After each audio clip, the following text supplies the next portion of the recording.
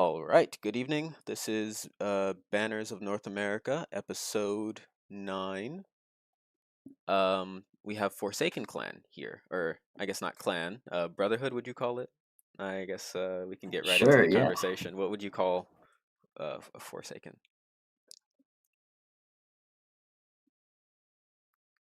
Uh, a Forsaken? Yes, sir.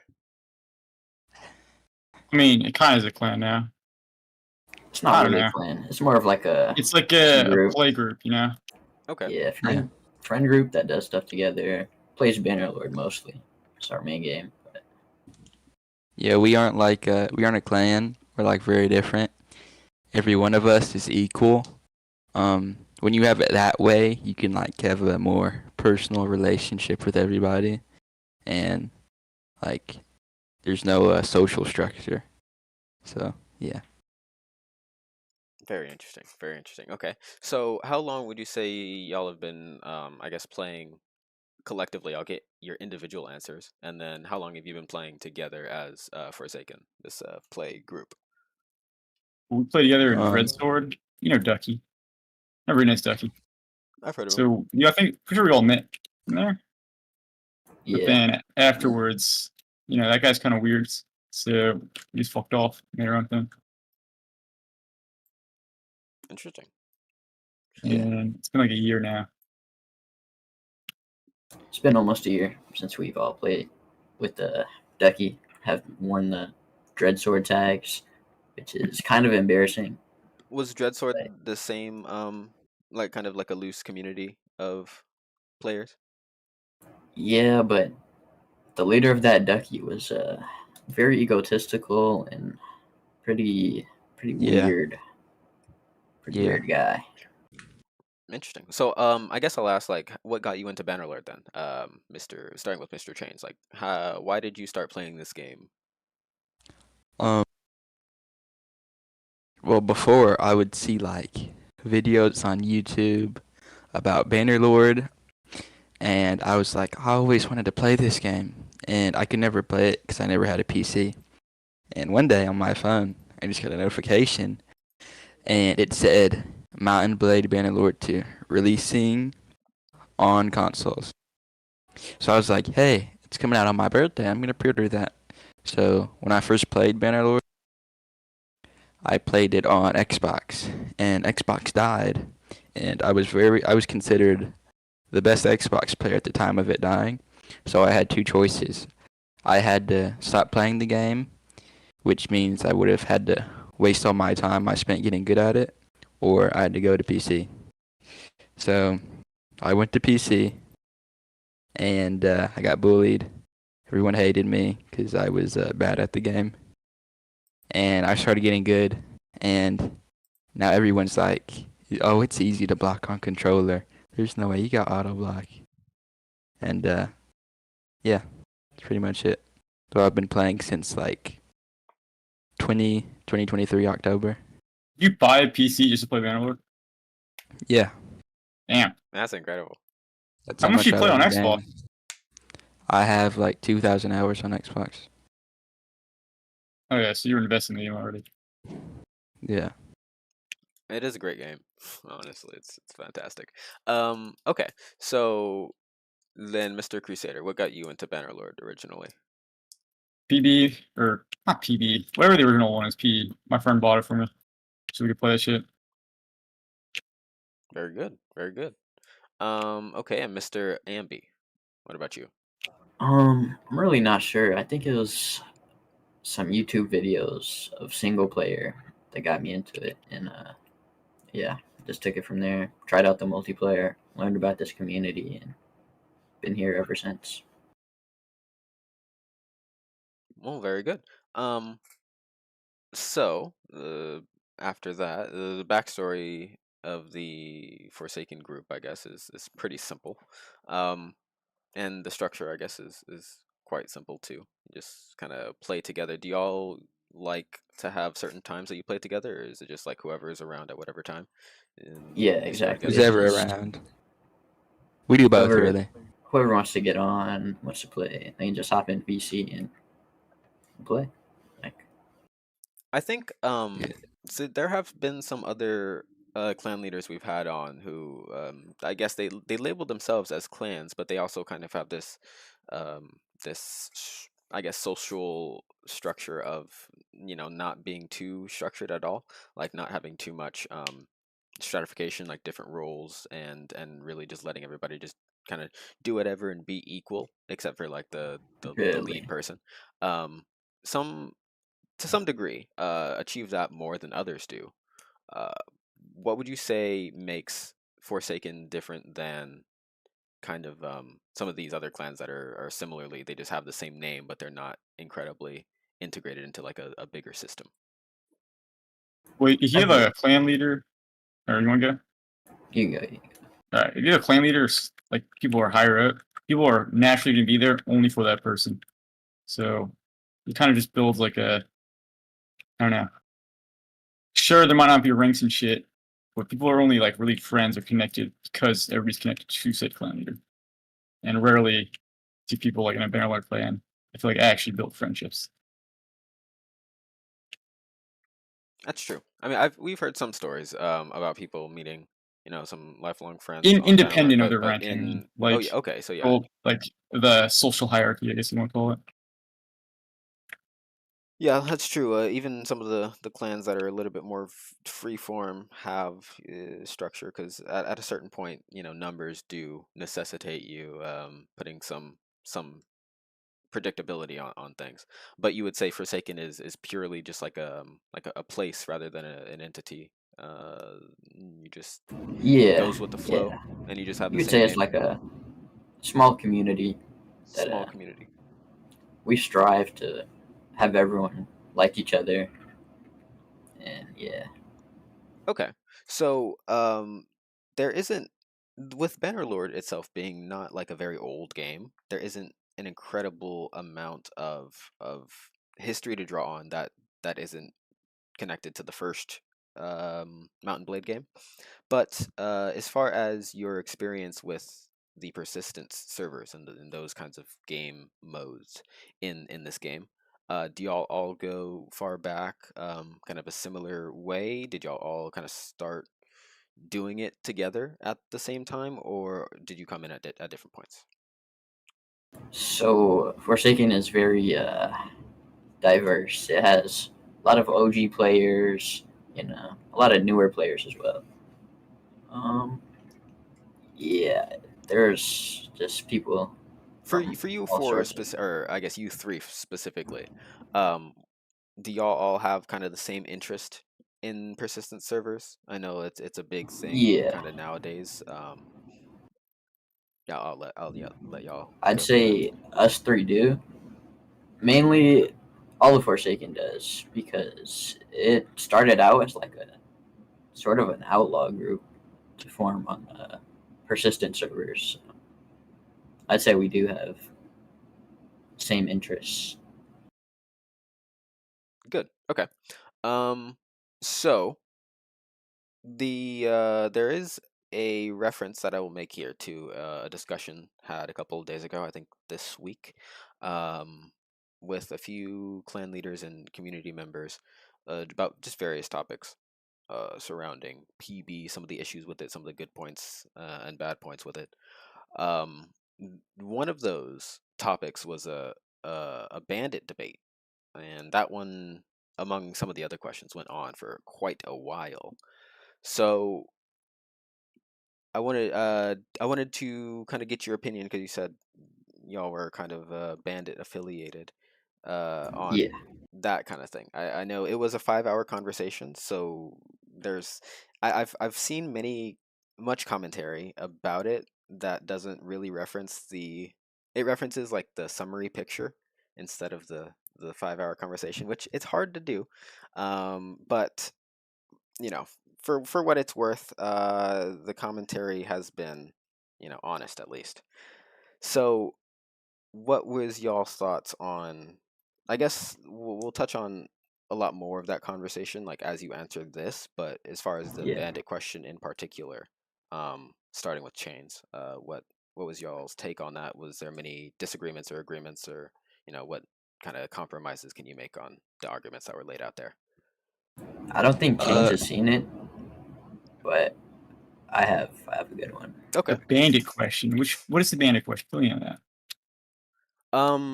Let's see. Off the top of my head, let me see if I get it. Off the top of my head, it's should outlaws exist in PB, and if not, Is that an what should actual replace debate? them? Yeah, Yeah, it is. It's yeah. so crazy. From who? what a joke. Yeah, I mean, bandits. Not sure if y'all are uh interacting a lot with various communities. There's quite a few members of a lot of clans who don't really like the bandits, partially because of the way the rules are, and partially because of kind of the particular skill that some players who play bandits have, and it kind of creates a distaste in a lot of the community's mouth. And so, a lot of the things that people point to when they ask themselves why is PB not enjoyable is the issue surrounding bandits and the consequences that come from the way that the bandits are dealt with in the rules.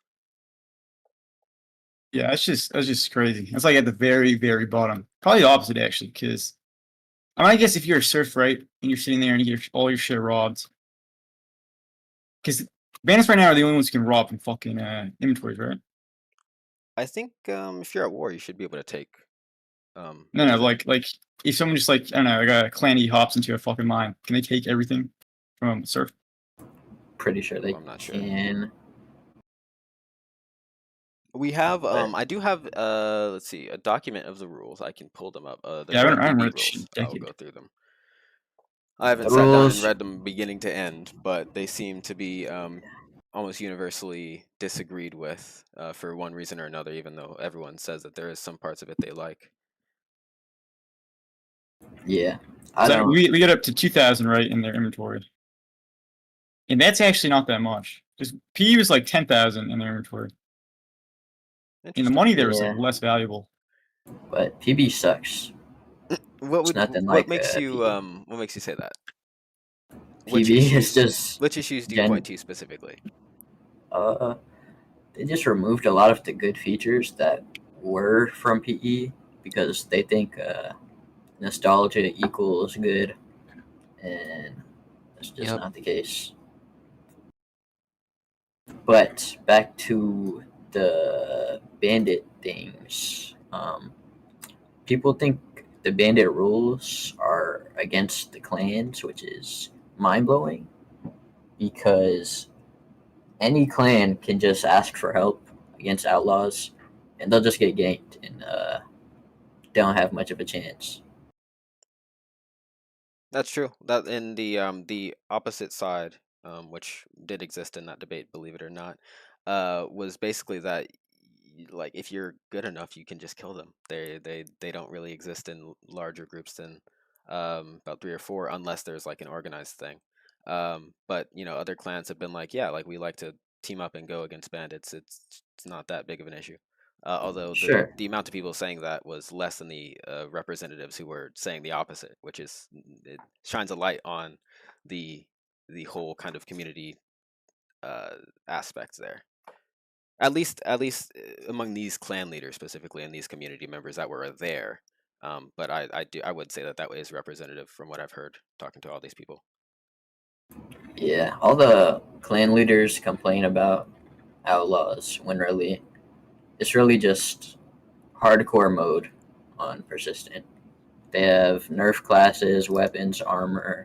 Like, yeah, they could just. It's not easy to play outlaw, but it's just the most fun, most rewarding What parts play makes it style. fun? Just if you're able to The like, dopamine buildup.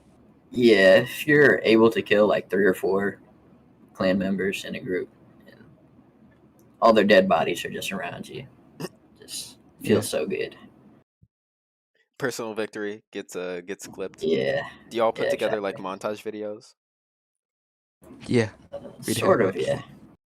Well, I mean, I guess there's probably not very much honor in like killing 2 or 3 no names who don't know how to play the game, but Yeah, you've probably gotten exactly. some where you kill like maybe like I don't know, a couple of clan leaders in the same battle or something like that. That would be a clip. Not that necessarily, but we clip more of like the other skilled players. Okay, like Yeah. named people, like people who others would Yeah, recommend. people that are known. Yeah. Yeah. Okay. So, Chains, I don't know how familiar you are with the whole discussion or kind of the aspects of it. Did you have anything else to add as far as the debate on, I guess, the whether or not bandits are actually an outsized issue compared to all of the other ones on PB? No, they're definitely not outsized because, like Ian was saying, you can just gank them. Their classes are horrible. They can't use very high armored gears because, if they do, they can't run fast with it, and they're like as fast as a fucking snail, and they'll be caught by cav or a faster inf, and their weapons are horrible. They have very poor choice of weapons. It's just awful overall, and one of the reasons that it actually is so fun is because typically the harder, like the things that are harder to do are more rewarding typically. Yes, yeah, I guess that's So, why people play games on hard mode, and that's what the real achievements are. It's not an achievement if you get it on easy mode. Um, so that's interesting. I've never played Bandit. Perhaps should have done, I guess, more research.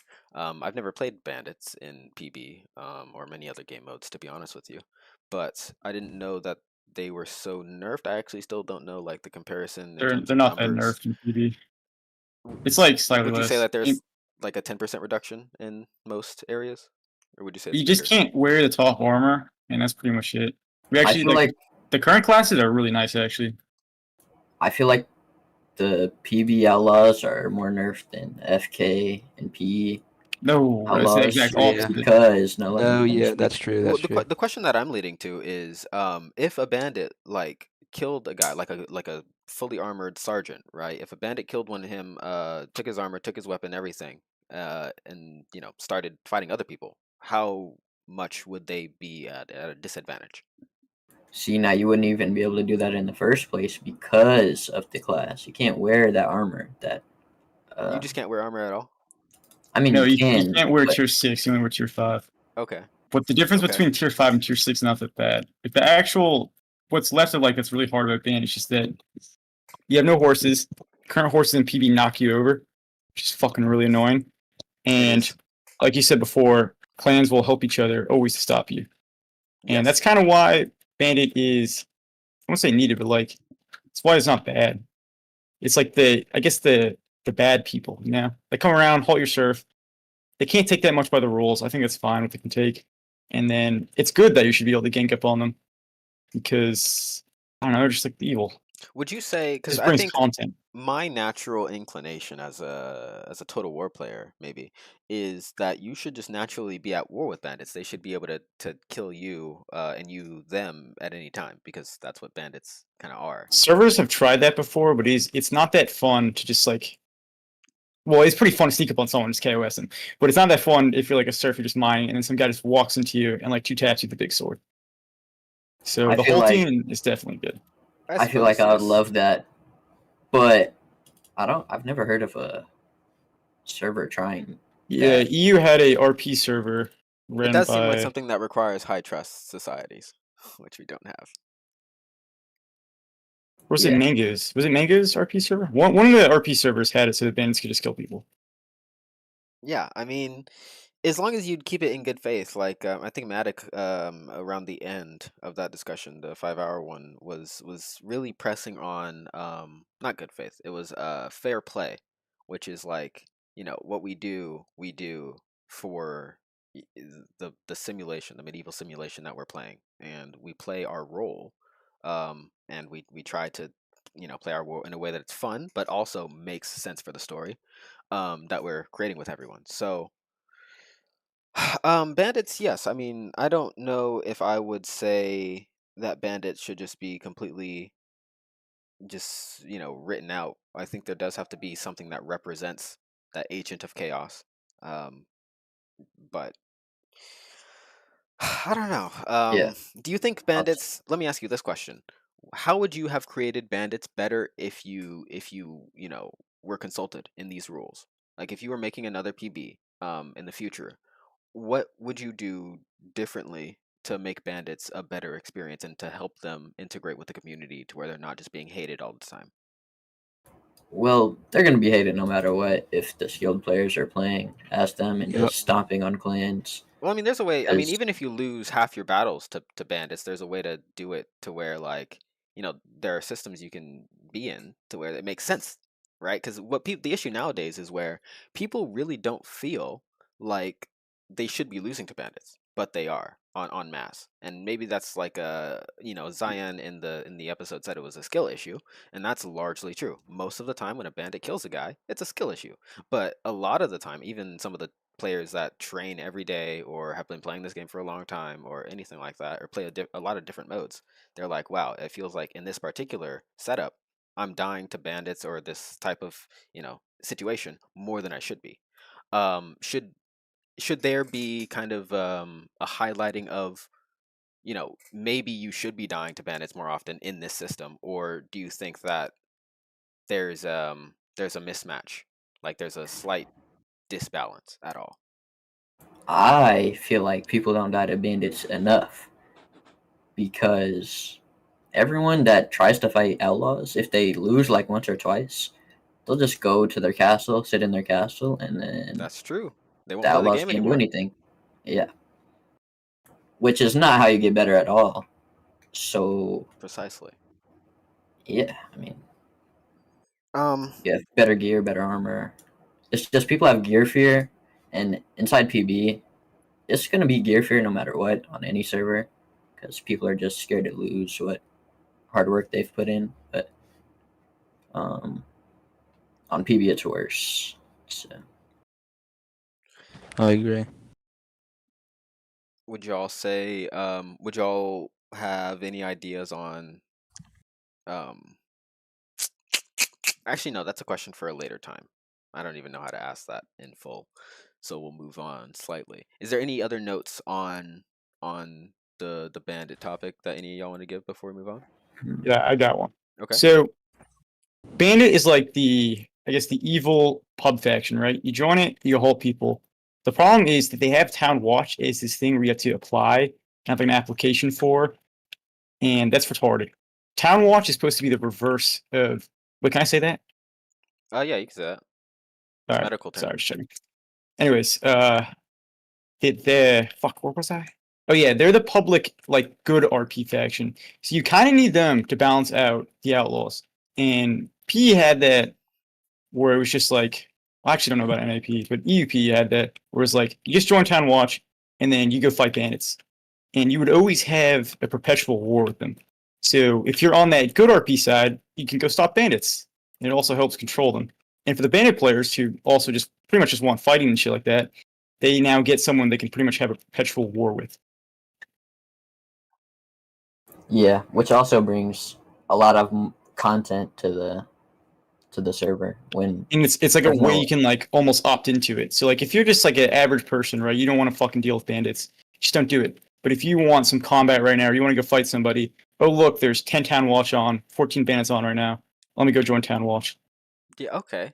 Yes, that sounds like a fantastic. And I think that actually mirrors like a larger sentiment. There are more people that agreed with this than anything else, which was you should just make them the same level of access. Like the fact that Town Watch is whitelisted is the biggest killer. Some people say it's the biggest killer of PB. Some people said it's just the biggest killer of the good relationship that bandits should have with the community, not with the RP, but with the community overall, like their role in it. The mix match of the access given to those good and bad RP balances makes it kind of an inherently disbalanced system. Would y'all all kind of agree with that, or do y'all think that that's the way it should be to What a do you mean degree? like Like, disbalanced? do you think that Town Watch and Bandit should have the same level of access, or do you think that they should be No, Town Watch should always have more. more access? Yeah. Okay. Okay. I completely disagree with that because of the ganking system, and it would make it 10 times harder for outlaws already when Yes, I if you're mean, fighting a there's not a lot of clan and clans, binding up to go to war with Town Watch. That is true. not really Yeah, about I that, but think. it's the town watch third party when outlaws are already fighting like big clan parties, and they just get hit in the back by a town watch, and it's just not fun. I know that it always sucks that you can't, but that's kind of the whole point of bandits. Like the games that you win, you're attacking when they have a disadvantage, and when they get people and rally them against you, well, obviously you're gonna have a disadvantage. That's kind of how it goes. It shouldn't be like you always just have a 1v1 skirmish, because then you're just setting up so you always win. Like if you think clans weren't allowed to ask for help or Town Watch wasn't allowed to have Ambix, do you think you would ever actually lose a hull? No, probably not. But Exactly. So that's why like really good band players are like they shouldn't have help, all that stuff, because they know they'll just never lose. And you still need that kind of help. It does get a little obnoxious when people like halt and then ask for help. That definitely should never be a thing. yeah, that's the worst part about it. Interesting. But Yes. Yeah, I kind of get that side of it. It would suck if you're, just getting 2 or 3 guys together and, you try to do like a small mission and then every time you do it, like you get, war bands of 30 and 40 people after you. But But that's the thing. You're supposed to be like smart about it. You're supposed to be smart about who you yeah, like engage with. quick engagements, make it fast, make it simple, get out of there. Yep. Yep. So that type of system that works. That's something that everyone can agree on. That's something that probably works for everyone. And doesn't create too much stress with the community because when they lose, they feel like they should have lost and they feel like it's fair. And then when they win, it's like, well, obviously the natural conditions make it so that it's not exactly a 50-50 battle. And a lot of people have said it should be fair and balanced. If you try to make everything a fair and balanced fight, it makes it to where you can only have like one of those a week because you have to put so much in the right alignment. So yes, I think that it's a good idea to ease up on the restrictions to Town Watch and encourage people, I guess, to. Would you all say that you would encourage more people to join Town Watch and Bandit and interact on that level? yeah, of course, 90% of the time when wars aren't happening, it's just outlaw content that's going around the server, and that's the Yeah. only thing that's happening. So abolishing outlaw is actually Be worse for the server. yeah, be a lot worse for the server, to be honest. And when there's no wars going on at all, it's just completely people hiding in their castles or serfs, just going at it. So it would be very bad. I think the idea is that, well, I think the same kind of consequences of gear fear would occur, but uh, there's quite a few people who think that if bandits were gone, then people would go outside more and do more wars and combat stuff with just other clans, like between clans. But then I don't know, because there would probably be people who You want just to just lose be like stuff a the neutral same anyways. faction anyway. Yeah, Like you're gonna lose stuff no matter what if people rob you, and then you're just gonna shift the blame on them. The whole like bandits are ruined just because there's a singular banner where the people rob you, and so I don't know, you just get deem a it bad. guard, man. You're still gonna you're still gonna get robbed by clan people anyways. Like there's no difference. That's true. Have your clan members help you and guard you, and that's even more content for the server. Like, but people don't want to do that. Like, Yep. Getty's one of the clan leaders that always complains about his serfs getting halted, but all he has to do is Yeah. send 10 of his 80 members online to go help him, and yeah. Okay. So moving off of the bandit issue specifically, is there any other kind of PB kind of related rules that y'all like, or I won't say dislike? Is there any disagreements that the Forsaken community or just you three together have about the way that the rule set is put together? PB rules. Can you Yeah, I remind can me of link some them. controversial ones? Yeah. Well, I haven't skimmed through it and analyzed it, so I don't know all the ones that are super controversial. But I guess like if you don't have any on hand, then I guess that means most of you are kind of okay with the way the rules are right now. I just can't stress enough how I think Town Hall should be a like completely pub thing, kind of like Bandits, just like reverse. That's pretty much the only rule I give a shit about. Yeah. Sounds like a good one. That's all right. Very, very much agreed upon one. I don't know anyone who would disagree with the fact that they. Well, I mean, I think besides Yeah, we Andy, still have like a fucking system for it. Makes no sense. Applications,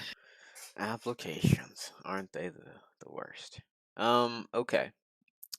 So, other than that, the question that I usually ask people around the end, I won't say that this is the end of it, but what kind of things do y'all think would make the overall NA community better? Because I mean, that's what this show is essentially meant to do: is bring together voices, get everyone's mindset on what do you think would make the community overall better, just not just within PB, but also events, clan to clan, person to person, whatever.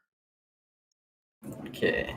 Number one, for the health of the game, people need to stop running away, having gear fear. That's like the worst thing you can have in a game like this, especially when it's not doing so great already. But just losing your gear makes you want to go back and get it back. Like should give you that strive to get better. Um, yeah. Very good, very good. Any other notes on that one? If not, the next question I'll ask is, I guess right? So we're talking about now, like, not just about PB, just about yeah, the NA whole general. community, yeah, whole NA Bannerlord. Okay, I think one of the biggest problems right now is we just have a streak of terrible hosters. FK, remember that mod? That mod is so fucking good, and it didn't die like most PB mods did. It only fucking died because the guy had a little schizo breakdown, and he fucking ruined that shit. But FK was going strong, and FK was actually a really good mod. We had skirmishes. There's like 200 people up to the point where we pulled the plug on it, and that just shows that we have enough people for like an actual server. And this time around with PB, we were getting like 200 people per war, 250.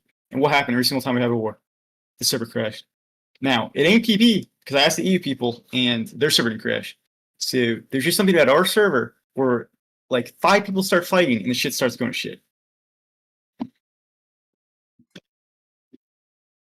I'm not too sure about the EU side. There's a big separation in between us, I feel like, the NA and the EU community.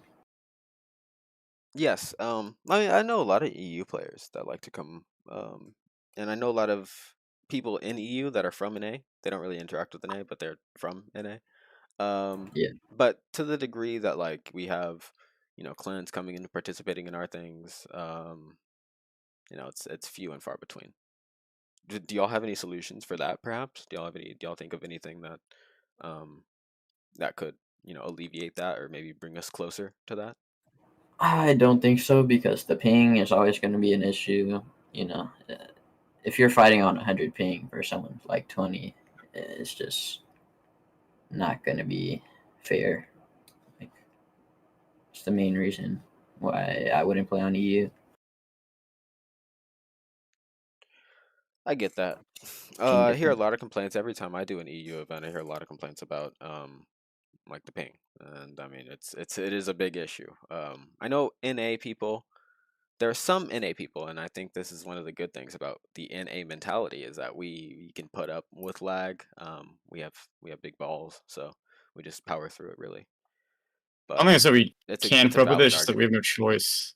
Like, EU has always had a bigger community, but more than that, they have like an actual stable player base. Like, their P barely died, and when it died, next map it was back. Our PvP is just gone for months and months.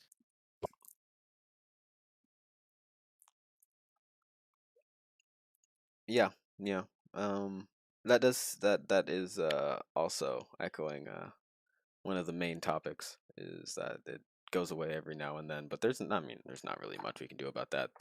The things that it takes to sustain, I guess, to start and equip a server, I can't even begin to list everything, but it's a lot apparently. Incredibly hard to do. Do y'all have any experience with that? Does Forsaken have any like plans to start a server or do any like modding or anything like that? No, Or no plans is at the all. Forsaken name ever gonna come up on like maybe like a skirmish map or something Yeah, like that? fuck no. No? Okay. Actually, yeah, we've gotten that. We've gotten that. B1 does a lot of creative things with like Oh yeah, he's maps. great. Yeah, I've talked to him before. Yeah, pretty cool guy.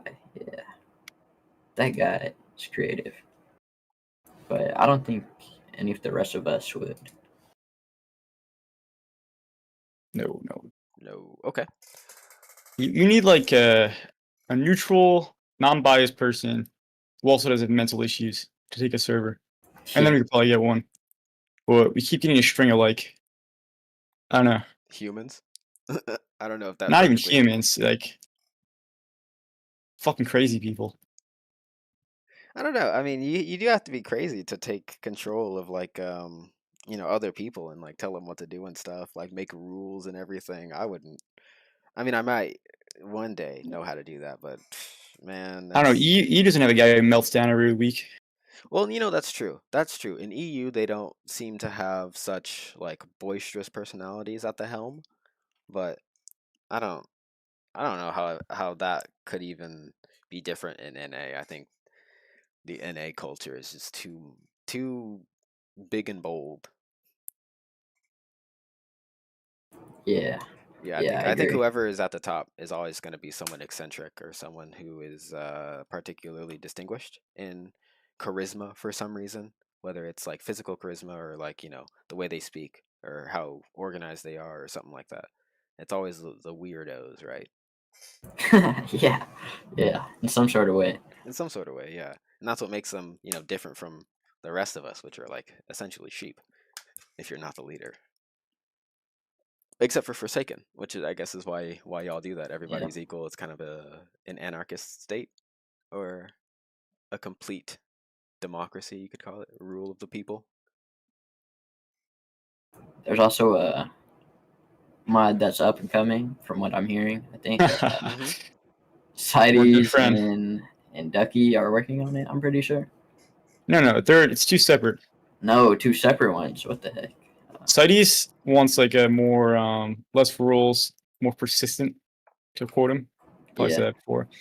And Ducky's making his own individual thing. Oh, Okay. and those are currently in private stages. We can't talk about those, or is there any other No, information? Yeah, I mean we can talk about it as that's much as we want. We Okay. just don't yeah. know That's the shit reason about I them. brought it up. It's yeah, just some new projects. Keep on the lookout for. You know. Interesting. Well, I saw Ducky was commenting earlier. I mean, if he wants to come on, would that be a good conversation? If he wants to add in, Yeah, get Ducky in here. yeah, if he's free. Yeah, I guess you can get. Get the Dreadlord in here right No, now. no, what? No, get the Dreadlord in There's here. no No. beef, is there? Because this isn't like a No, No, no, there's no, no no. beef We're with the good. We're Dreadlord. good. Get him in here. okay. We'll let Yeah, Ducky in here. yeah. If he's free, we can get him in. I'd love to hear about like a new thing that's coming out, or if there's any sneak peeks we can show, All right. something like that. Look, he's a man with a mission. Man with a mission for sure. Um, He's actually telling me he's free right now. In fact, I'll be adding him here if you don't mind. yeah, for sure.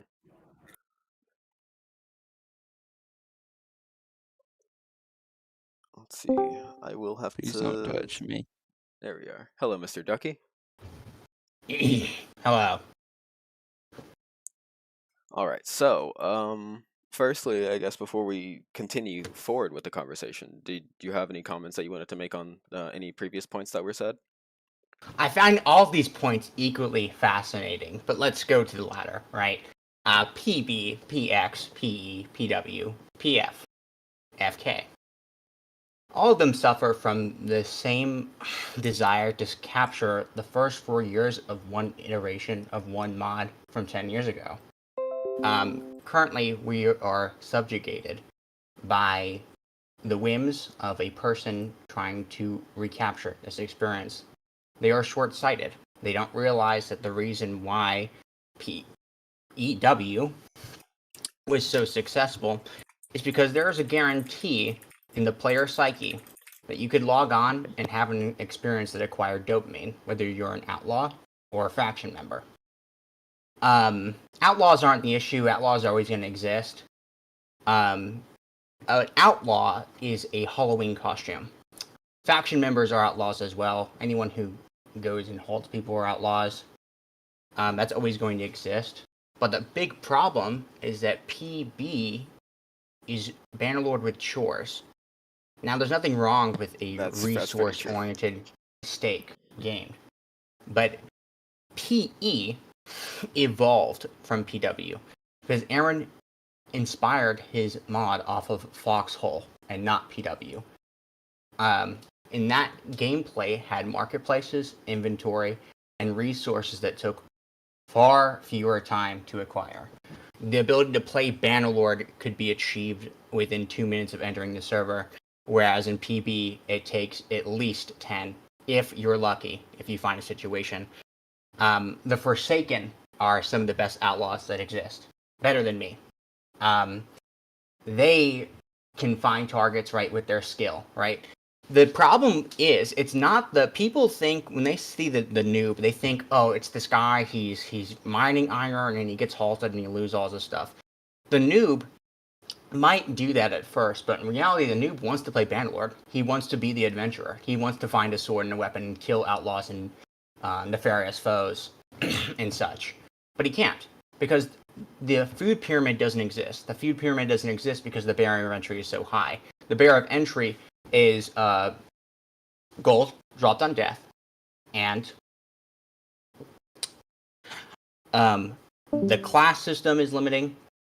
There are a lot of factors that make it so that you have to take multiple steps to play the game, and those factors have financial windows that you have to bypass.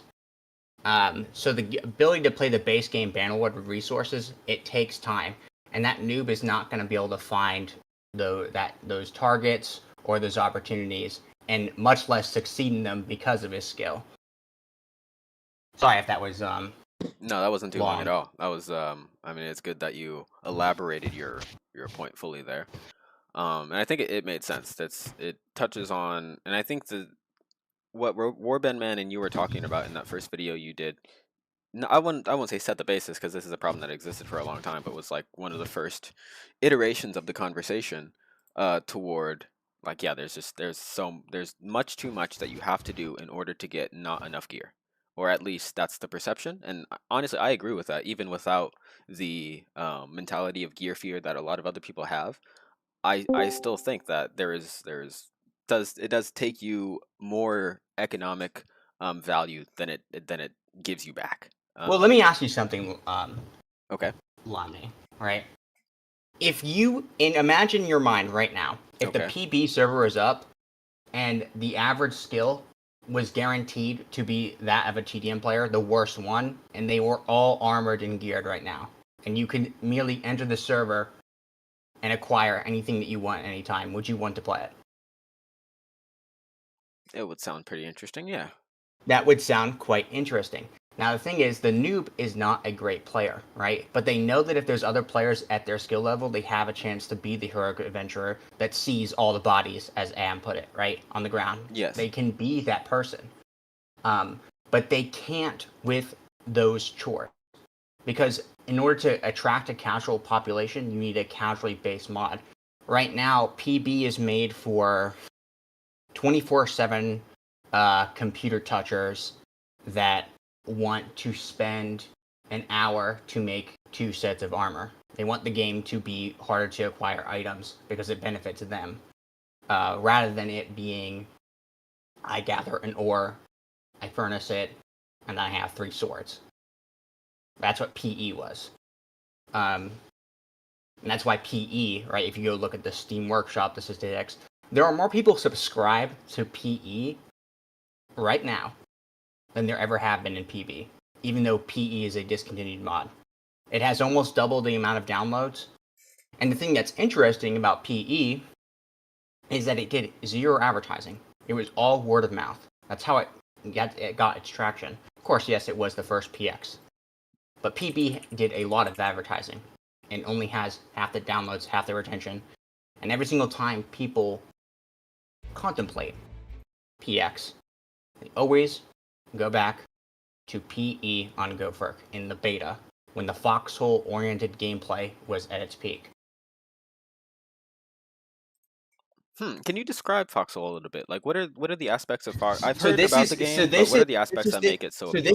this is what Aaron said in PW and in PTB now, because PB actually is. PB did exactly what it wanted to do. It created PW, but it didn't realize that PW's system was flawed. We Okay. saw the airing of PW after we saw half its lifespan pass, because that after that second half of its lifespan was just trying to capture those first 5 years where all those noobs were playing, because people created that association of gain.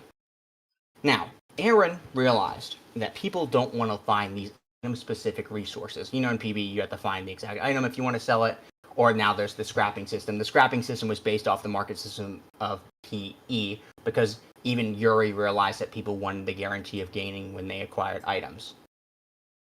So, Aaron created the marketplace system, a UI where you can sell anything at any time. Okay.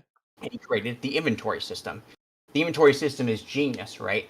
Because the loser still loses, right? Whether it's bank, no gold, drop on death, whatever. They still lose all their items no matter what. But the person who wins that fight gets to actually acquire and get more dopamine. So it makes the game a larger version of itself. And you can sell that or wear it or upgrade yourself. There's so many more options you can do with inventory, and it makes the world bigger. And it also helps noobs too, because noobs are going to have to allocate, strategize, and have more contemplation in the game rather than have a casual experience. In the beginning of PE, all sorts of clans were able to play VK, Ta, Jom. Clans that were only wanted to log on about maybe 2 or 3 times a week, not all the time, not like Windfire and Blackfire. But they could play at the same playing field because the resources did not require that much time. Okay. To surmount a faction, right, and prepare for war. Which also decreases the gear fear that people have. Mm-hmm. So that's the reason why people hide in their castles today, right? Not only because bank on job on death, they're trying to manage their finances, ensure they don't lose an inch, right? Because they need gold, because gold equals items. Items are more expensive because the amount of resources that you have to pump in to just create a little bit of them. If you can mass produce resources, right, where there's inflation, right, and the fear of inflation is an idiotic gesture that's actually been at war with its own population for almost ever now. But if someone were to make a mod that allowed it where many weapons and armors can be produced at once, and the ability to play Bannerlord resource was applicable within logging onto the server to 1 to 2 minutes, then you'd have casuals everywhere, because they would know, oh, I'm a casual, I died to Ambxdia. I can go acquire the resource I needed to get the gear that I just had again, because it's not going to be as expensive, and it's not going to require as much time. So my experience is not ruined because I can go get those things. And there's also, and because of that, there'd also be other noobs on the server. I can avoid Am, right? He's not the only outlaw. Mm-hmm. So it fixes and heals everything, and that also inherently heals the rules. Go ahead, you're a historian, right? Go back to history. The rule set on PE has been exasperated and more convoluted as each server iteration has birthed. You're saying that they just took the original and then kind of played telephone with it? Well, up until now? everyone has the basic rule set: no RDM, no NRR, no combat logging, etc. Right? Okay. And that's all that the beginning of PE was, right? Because those are the basic principles on PW. Base rules are fine, but like once they start adding all the specific, like what's a good example here, Decky? Would you say like the So- no war on people less than 8 members online? Would you say that that's Yeah, Yeah, exactly. no that. breaking of what- doors, right? anything like Aaron statistical? changed it on PE to have the offline reading off. He also put that for his mod. It wasn't just a PB thing. You can't break someone's doors even if they're like shooting at you from their walls. I mean, No, but this is the a big offline rating. conversation that didn't happen, hasn't happened yet. But there's quite a few people who agree with you that restrictions shouldn't be put on the way people play based on numbers for anything, for Yeah. almost anything. Right. The criteria to play the game should never have a condition. You should be able to play Bannerlord unconditionally when you log in. Because then, I mean, it says persistent, but It's not. Yeah, if that's true. you throw all those rules on it, then I mean, you have to not only be learned, but you also have to be skilled, right? To be a successful person that halts. So imagine the noob who's bad, but also doesn't want to read, 4 or 5 paragraphs of rules that are made out of gear fear, that is made out of the precept of loss, right? The perceived amount of loss because the amount of resources required to make basic items in the game.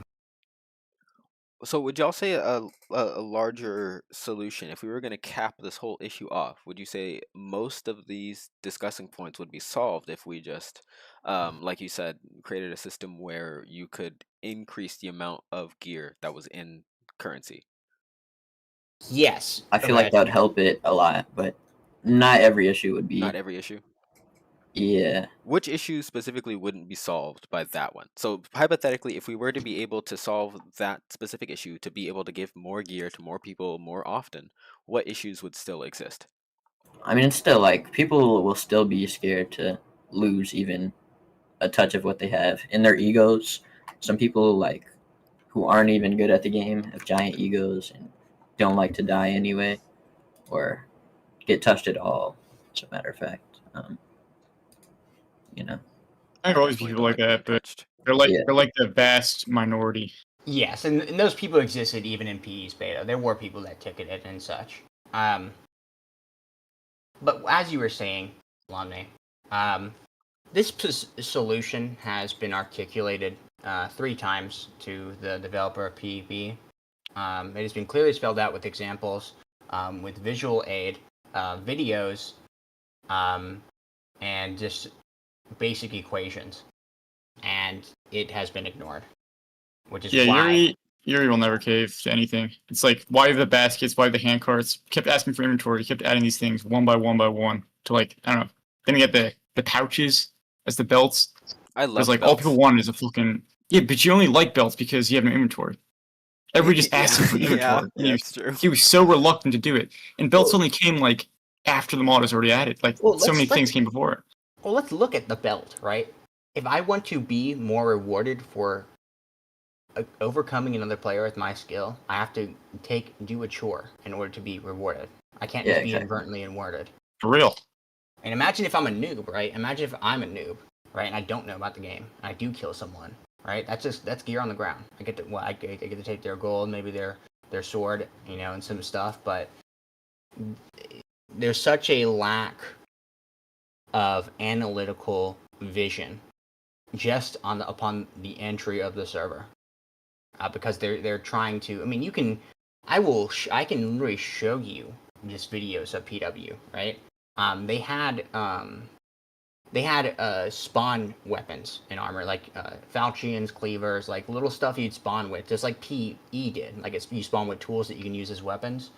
But PB, has none of that. There's no way to play the game without having allies, learned knowledge of the rules, or luck, or skill.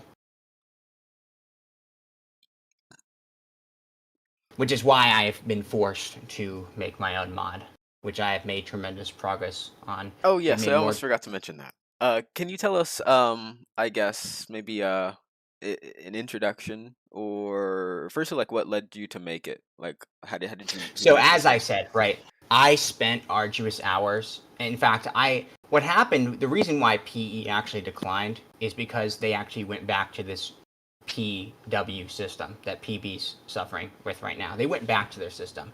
And I made a video to Aaron saying that you need to stick to this foxhole oriented that you originally inspired to make. But we lost because the Europeans wanted to recreate that nostalgia because they think that it's the game design and not the association with finding noobs with gear. So that failed. And then PB came out. And I gave my, I made an articulate video, literally what he should do one by one. And he actually did. He did enact some things, like he made weapons have more effect. He did small things, and that was the reason why he put in the baskets and the belts and such, because I made a good argument for inventory. But he is still trying to, he's afraid to go outside the bounds of what PW was. The biggest risk he's taking right now is making AI, right? He actually wants to fill his server up with dead people to make it seem like it's alive. That's his solution. But the reason why I have to make my own mod is because no one will listen to me. Like, you can't, no matter how well you explain something and how much visual aid you show, no one will listen to you unless they actually see. Their faith is in their sight only. So I've been alone. I've been alone in this crusade for a while. Even though that a video that I initially made to Aaron, he made a poll. Like, it had so much traction. It had more replies than any suggestion thread. But he made a poll, right? We lost because the Europeans voted against us. But Yuri, whenever he initially saw my first essay, he said he liked it a lot, and he actually said he was going to enact the changes and make the changes. But those Europeans also saw it, and they told him that it would result in PB's demise. Not that, it didn't happen anyway, which even at that time it was practically dead. From what you know, is this like PB demise as in like they wouldn't play anymore, or like they thought it would be so bad that it would just naturally crumble? I would assume they were asserting to Aaron that they wouldn't play it at all. But They don't play it now, right? The real question is, and he did a poll on inventory, right? And those same people, right, they said, oh, we don't want inventory because it wasn't in PW. Why aren't those people playing then? Aaron made the product that they wanted. They don't play it because it sucks. The reality is that it sucks. They don't know why it's good. In fact, right now, the Europeans are trying to... Right now, as I say these words, the Europeans are playing on a PE server. They remade a PE server because they cannot conceptualize why they enjoy it. Well, that server's also dead. Yeah, well, that's... There are other factors to why you die than just the fucking mod. Is there more notes on that, Mr. Crusader? Yeah, they what do you call it? Some of the bigger clans decided they don't want to play no more because they get really toxic. Like, they always had toxic wars, but it was constant offline capping, making sure people don't have bases, shit like that. People just got fed up with that shit, and just more and more clans just stopped playing. I think I know for a fact BD, a clan I used to play with, I want to say they're one of the bigger ones, at least top 3. Yeah. Playing members, they just outright quit the server. Yeah, and other clans too also just didn't want to play. So they just have a lack of interest right now into it. They've burnt out. Yeah, which, I mean, could be caused by mods too. One thing I'd like to say is that clan leaders, and Bannerlord entities and groups are just people. True. Right? If the individual does not enjoy the game, then the collective aren't going to enjoy the game. This idea that... Not saying that this was what you were saying, right? But this is... I wanted to go back on some sentiment other clan leaders have. Oh, and then what Getty says, oh, guys, the server would be alive if the clan leaders logged on. Well, actually, the server would be alive if people just enjoyed the game. If the game was genuinely enjoyable and it brought about dopamine for every player, and there was a skill pyramid, then people would be playing it, and then clan leaders would be playing it. The clan leaders don't decide whether a game is alive or not. There's no game that's successful today. Do you see Russ saying, "Oh well, we wish that our clan leaders." Every single Bannerlord clan that exists came from PX. PX didn't come from them. That's definitely true. That's something. It's a group of. I mean, a clan is a group of serfs that want to get resources faster and go to war faster. It's about limiting the amount of time that it takes to do something.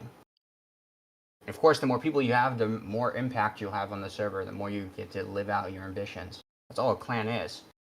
They don't decide if a server's alive or not. It's just the people. Well, let me ask you this then. There is a huge argument right now because of the way that the things are, that you shouldn't have to do so much in order to get so little, and it causes so many issues, and also the mentalities of everything combines to make a very unpleasant experience overall. However, um, do you think that there is any value in, say, like, not just fighting? Like, we have these big systems with these maps and these resources and everything like that. Do you like the logistical aspect of, like, some terrain? You have some So rivers, let's you have let's some. sure. Let me go on Okay. this one first. Okay, yes, Okay, please. And then so we'll the get Chains maps after you do. because I haven't heard Chains talk in a while. Yeah, that's all right. The maps do play a big role in these. I mean, you've seen it. Like, I don't know if you're there actually. No, only Maps last like two maps. Gopher, Great Divide are so much more successful than like these large scale maps that are meant for like thousands of people, like hundreds of clan members. Like the routes you can take in Gopher, there's like this one like mine that's surrounded by like rocks, and you have to go through like this little like, what do I call it? I don't Linear know. It's just, Valley. yeah, a valley, and like it's just a choke point, which there are multiple on the Gopher map that Mm-hmm. can be used as like a advantage point to haul people, to just use for anything. Also, there were only 3 mines on that map with like 8 or 9 castles, Yeah, that was meaning fucking annoying as shit.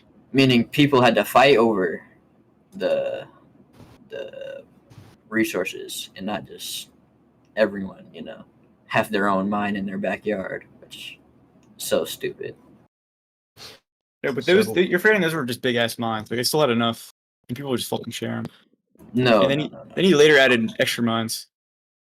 Yeah, which was I like the whole, like, two that mines part. thing per map, but I don't like the and this is something I've seen, like, on a lot of the maps, this one and the previous one, is that you You need had to a space it out whole lot. correctly. Yeah, you had a whole lot of resource stuff right next to each castle, which is Yeah, not exactly. very. And the I'd like provincial to. system was hit hard very much, and after this I'll pass it to Chains for his opinion on it. But the discussion previously was very, very, very focused on the provincial system, which is like you have all of those things that you need to sustain, but only in a limited area, and there are multiple of those separated but limited areas, which is an interesting concept. I think that would be fantastic. But before we continue on that road, Chains, what do you think? What do I think about what? Um, is there anything in the past, couple of minutes that you caught on to that you have any points on or any elaborations for? No, I was zoned out from Ducky's yapping. Yeah, that brother fucking zoomed out, man. I'm going to bed. Well, I would like to yap a little bit Okay, further on well, an annotation that Ambxdia made. yes. After you do that, I have a question for you regarding if anything like the provincial system has been taken into account when you're making your server. But before you do that, yap a little bit more, but preferably less than previously. Sure. So Ambidexia was talking about occluded linear pathing. Gopher used it, right? In order to traverse the map easily, you had to pass through Richfield. Otherwise, you had to circumvent the map. That linear pathing was exercised on Bavaria by Salmon. That's why Rothenburg had such high traffic. It was slightly utilized on Neustria, right? That was up until anything that was considered the best map on PB, but then it was followed by Bavaria, right? Mappers don't utilize linear pathing because they think it should be an open field where everyone has any opportunity and there's resources everywhere. Mappers make the mistake and fallacy of thinking that their server is going to have 1,000 players. Whenever the association that people make, right, for PW was a 200-player server. That's all they had, and it was 7 castles. But you could always find people in less than 30 seconds. Also, a small map with a lot of people is not bad. Like FK, Mm-hmm. it was like a shortened Go Fork with everything was like in the middle. Like that shit was crammed to shit, but it was still really fucking fun. So y'all think like density is a good thing? I think density's Yeah, really good. Density's it really causes good. more interaction and content. People have to, either work with each other or fight. And even if you're not trying to fucking fight, you just want like RP or shit, like not traveling halfway across the map, helps you if you're a low RP. Fucking Well, go your next door neighbor. It also implements that concept of guarantee whenever someone makes association with your server. And also, like Versity, as far as performance go, the smaller the map is, the more FPS you have.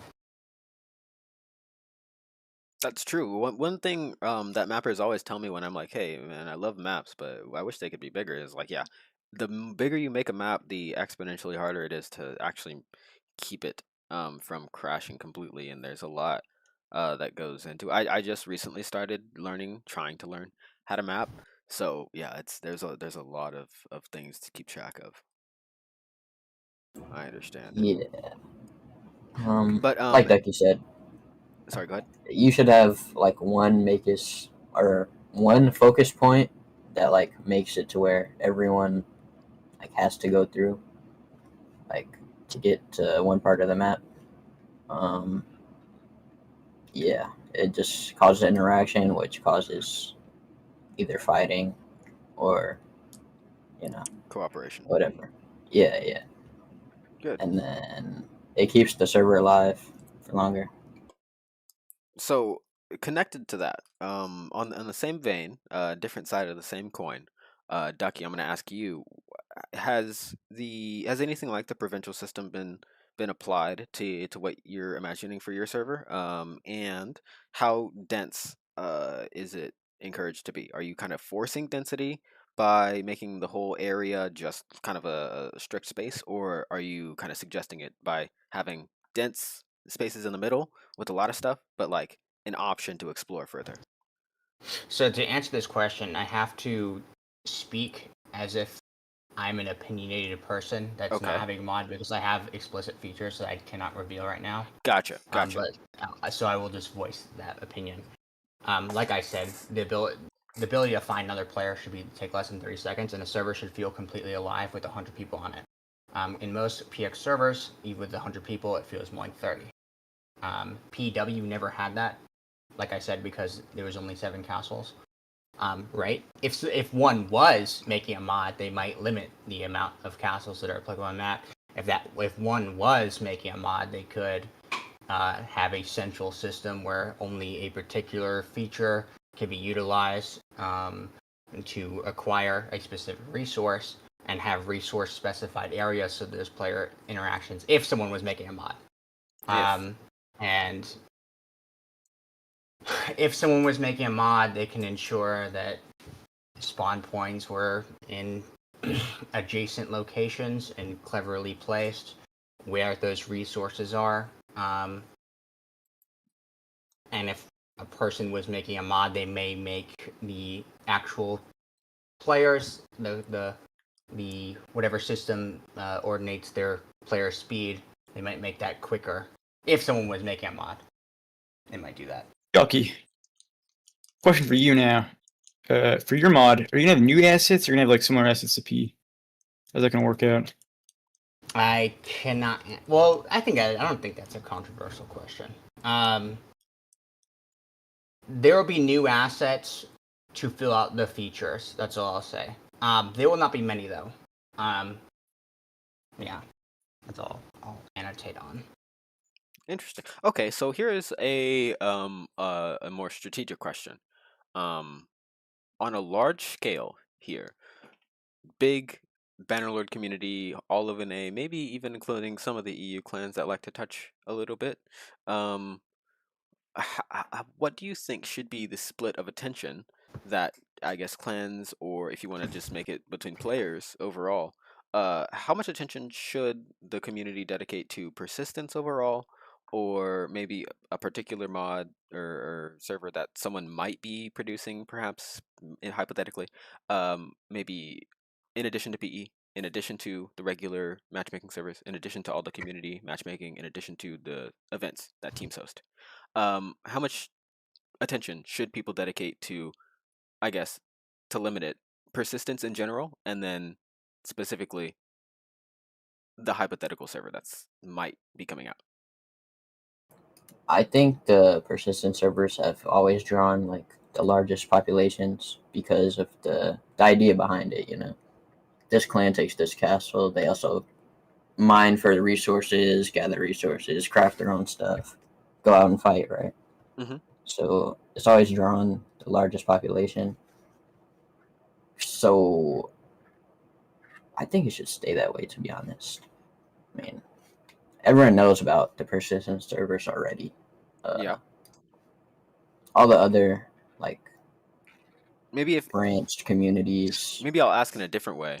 Would you say that it's best, and I guess your previous answer does kind of indicate, but just to make sure, do you think that it's best for the community if there's only one persistent server at a time?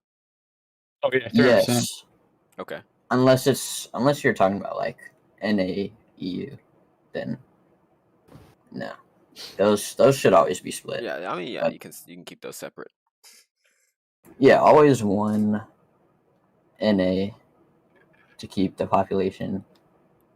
But yeah, Okay. And I guess that's a question we can come back to like later on if Bannerlord ends up being more appreciated or more looked at by the mods or the dev team, or just gets like more players, even if it stays in its current condition and just gets a shit ton of more players, then we will need to maybe look at that question again. But for now, I think, I mean, there's not a whole lot of arguments to say that we could sustain two separate persistent servers. yeah, well, yeah, you're right. There's a lot of well, during the persistent servers, there's usually a bracket of time where everything goes down, like from like 7 to 9 ish EST. Sometimes later is when like all of the persistent stuff goes down, and then during off hours, people will play like MM or TDM or like any other sort of like Bannerlord multiplayer. Mm-hmm. And Okay. I feel like PB could do something to keep those players playing their server instead. Makes it feel like an event server when it's just fixated on that certain time period. Okay, so a good question popped into my head just now. As far as the rule set goes, we won't rehash that whole discussion again, but a lot of people talk about the rule set of PE, PW, FK. Is there a way that we can somehow find all of these rule sets? Because I know everyone mentions that they have been like readapted and copied and translated and stuff like that, but do we have the originals or at least something close to the I think originals? I have the original P rule set. I have the original for the original PB rule set. Okay. I know FK Discord is completely gone, so that's probably not able to. I can probably I don't think- ask reach. if I don't think he nuked it. I don't He know just if there deleted his were thing. I think Google his server's Docs still back up. then, but or yeah, it was 2 years ago, so definitely Google Docs. If there's a Google Doc, then maybe I'll ask Tintin if there's someone who still has it in their archive. But as far as what we can get now, you said you have the original PW and original PB. The original PE, I'm pretty sure. Within my possession is the original PB transcribed from PW because PW did a form system. They didn't have Discord at the time. Like it was only like at the way end PW where Discord was like more utilized. Okay. So we used forms and TeamSpeak. Gotcha. So these rules were transcribed from them. This PB rule set was transcribed by me. That's why I have the document. The first server owner on our end was Les and Fearspear. They needed someone to transcribe these rules, which I did generously. So I have the first transcript of what would later become the modern like this transcript was taken and then Let's see it. put on PE and then edited by Getty, and then it just got butchered. So that is the transcript from PE that was taken to make the PB. So yeah, it was taken from PW, based off basic PW precepts, and then it was expanded upon the world over. And then which one did you said you had, Ambi? Is it the same What? one? My bad. What are you saying? Did you say you had the same one? The original rule set from? No, Crusader said he had. Oh, my bad, Crusader. Yeah. Was that the same one you were referencing? Yo, I thought I had the original PE. Oh, okay. Yeah, we'd love to see that too. But I don't think I have it. No worries. Also, it wouldn't be the NA one Okay, either. so this is the first ever rule set that was enacted in PB. I don't know if this rule set that we transcribed from PW was, and I'm just gonna copy and paste the image rather than share the document because I don't know how the email sharing works. But this was the first rule set that was written. Very basic stuff. We made this for PB's initial launch, but it was just the basics of PW, and this was about, I guess because of the format, it really one page, but the other section classifies it as 2 pages. Oh yes, I see that little line. I'm Mhm. not completely sure if the stream can read it, but they can see it, at least the But they can image. see, yes, they can Yes. see the conciseness of it that used to exist. Yes, So it is one this page. what you're currently looking at, right? Right. If you were to go to look at the NA rule set of PB, that is what I would refer to as the butcher version, but that is the current version, and it's based off this initial skeleton. Very good. Okay. Yes, I've seen all of these things. Yeah, I can see the skeleton is the same, almost the same muscle structure as well. Whatever. Um, can any of you tell me what Avalon is, if you're familiar with that? That PB is server? role playing Mangoes. Oh, that shit was so good. Well, it lasted. You think it was good? Yeah, that was fucking fun.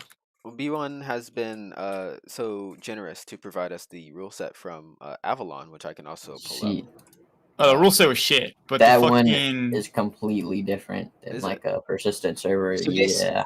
So what's Oh, that's interesting? This should be mentioned, right? Okay. There's multiple historic references here. So one, this server actually made Fergus's beta PE server lay low for a second. But what actually happened is when this server died, people went back to Crossroads, and that's when the Asmongold era happened. So Fergus remained like he was having 0 people on his server because of this server that you just posted. Mm-hmm. But that server died, and people went back to Crossroads. I guess because Fergus actually you mentioned earlier, you asked me if someone had utilized my ideas. They've been utilized twice in different ways. One of them, Fergus did listen to me. He limited banking, I think, to like 100K when Asmongold came. So like the majority of gold was on people, and the drop was 1%. So there were people playing all over Gopher again. And when Asmongold came, they were even more. And this Gopher, would we happen to have any screenshots or remaining videos Yes, from I that do. era? I 'Cause do. that would be In awesome. fact, it's just I go have- for it with the one side cut off. That's it. I Share don't sub. just have a screenshot of Gopher. I have Gopher's earliest version. So Like this was the map before file? the overhead bird's eye Oh, view okay, of gotcha. the map. This was before, so there was a mapping feature that PE introduced. This was before that, which is why it looks like it does. Yeah. But let's see where. Okay, so if you look at the top, middle right-ish, right, you can automatically notice that Gopher is obscured by water. Almost 30%, 40% of this map is just water. That's land that cannot be touched by And were there boats? players. Yes, there were. Awesome. I love boats. But this is before they added things to Gopher. I think they added 2 more castles. They moved some things around. But you had to travel through Richfield. You see that part Torvik City, Partini merged with Richfield. That was the commoner spawn. But Yes. you had to travel through Richfield if you wanted to bypass the map. Otherwise, you had to circumvent all the way around to Fortuna. But that was only if Vorzik permitted your entry, which most times didn't because that was owned by Blackfire at the time. I don't know what the EU counterpart occupation was, but this was the gameplay flow was everywhere, even the outlaw camp with Naktar village. There was constant skirmish everywhere. So it was a really well-made map. And you would say this is an example of kind of a separated Linear paths with occlusion. linear paths with occlusion. I see. Yes. I see rivers. I see mountains. I see roads. I Mm-hmm. see a lot of open fields too. This is like Yes. So dream. These are pockets. So you see a pocket outside of Richfield. That was the commoner spawn. You see a pocket outside of Merc Camp, which I think later becomes a castle in the future. And then there's a pocket outside Valos village, and there's a pocket it's kind of a smaller pocket outside of Naktar, and between the outlaw camp and Doris Dock. I can't pronounce it. That was the fortress occupied by the Lost Legion.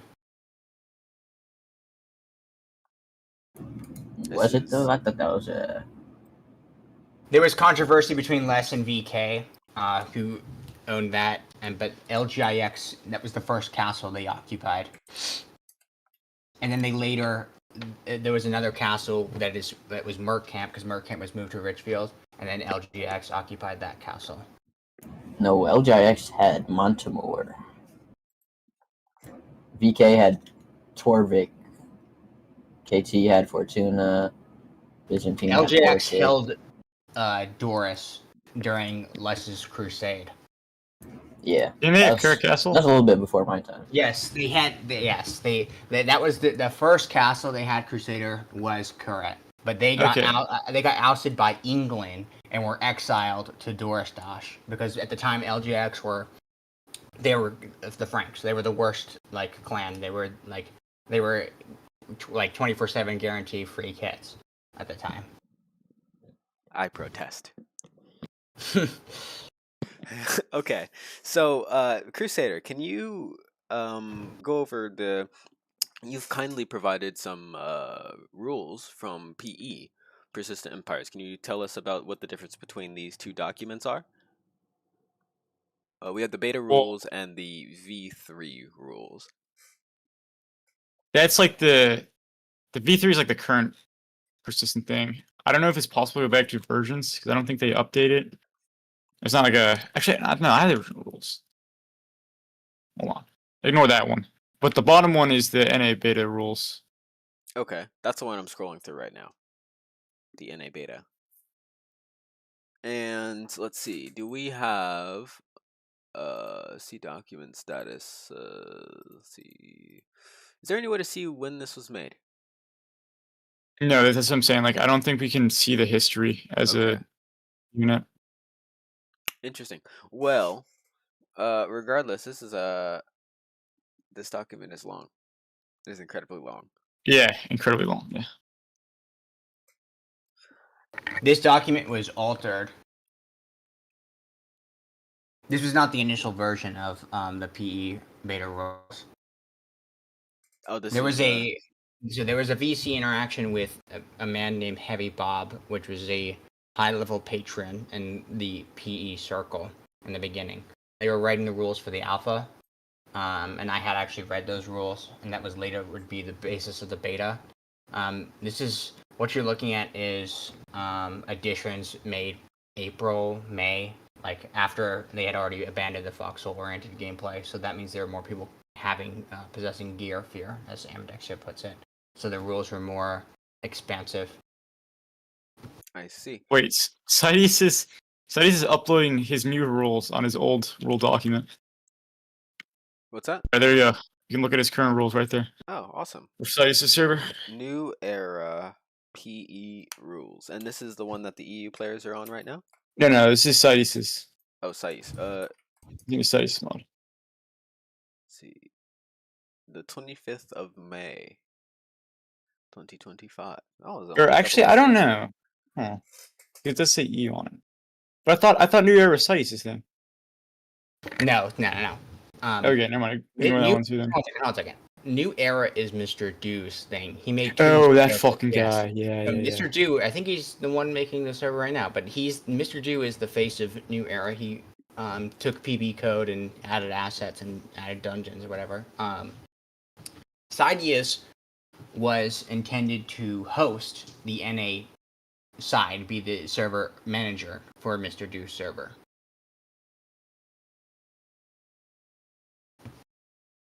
So I believe Sidious was tasked with establishing the rule set for his would-be server that he'd be managing. Mr. Dew quit though, if I'm not wrong, right? I'm not sure. I lost information after he quit initially. I lost tabs on him. Okay. I don't know if somehow Mr. Dew returned happened. Because that rule set was updated 5 days ago, which I find weird. So I thought that guy was done. I'm pretty certain that this is Mr. Dew's module because PE is outdated in Bannerlord, so you have to make basically a variant of PE in order to have it playable. So yeah, I Studies got it from him. Yeah, the last variant would be Mr. Dew's edition, or Mangosys, since they both made. Is this Mr. Mango still around? Yes, but he spends his time playing EU4 in the Templar. That's the FK rules. It's the last one. Oh my goodness, this is what I've been looking for the past, like, I don't know, maybe a week or something like that. This is gold, and thank you. Well, beautiful. If I wish I could zoom in, the Steam browser doesn't allow you to zoom in, but I will. The Steam browser? Yeah, I'm using. This is what I use so that the stream can see it. Oh, okay. All right, I'll scroll down. Okay, and these are pretty long too. This is June 8th, 2024. Very nice. He had a lot of rules, but it's like the difference between like rule bloat and just having a lot of rules. Like, I don't know. Very good. Okay, so, Mr. Ducky, are there? I think I asked the others, but I haven't asked you yet.